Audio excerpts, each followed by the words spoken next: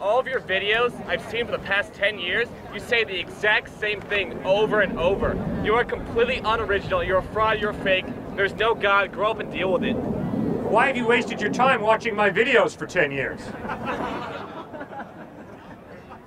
God is dead. Friedrich Nietzsche. Nietzsche is dead. God. Which one do you think is right? The evidence is Friedrich Nietzsche is dead. The evidence is God is alive. 3 days after he died, Jesus physically, bodily rose from the dead. And over a period of 40 days, he appeared to over 500 people who saw him risen from the dead. G.K. Chesterton, the great English thinker, once said, "Merely having an open mind is nothing. The purpose of an open mind, as of an open mouth, is to shut it again on something solid." What on earth are you living for? A cynic is a parasite who simply breeds off of the beliefs of others. Cynicism is easy. You can rip me to shreds, I can rip you to shreds. The question is, after you finish ripping someone or something apart, what are you living for? Who are you living for? And what is the evidence that whoever or whatever you're living for is true, reliable, credible? Read the Gospels for yourself.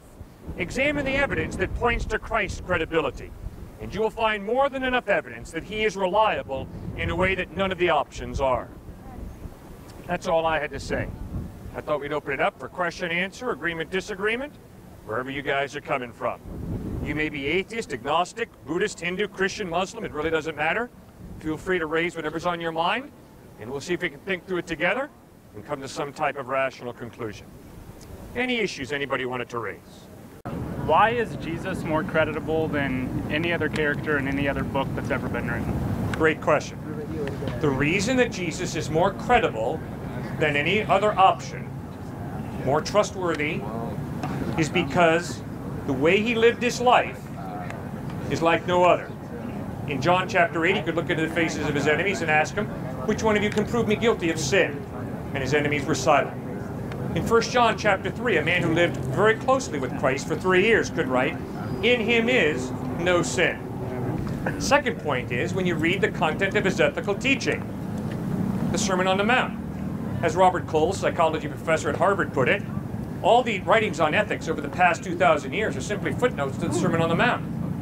That's an ethical genius that spoke the Sermon on the Mount. Third point, when you watch him die, nailed to a wooden crossbeam, instead of cursing his enemies the way I would have, he prays, "Father, forgive them, for they know not what they do." That's incredible.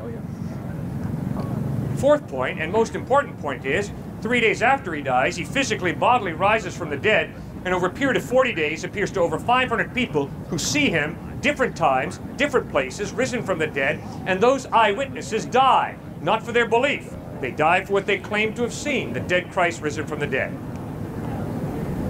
That's why you'd be wise to put your faith in him.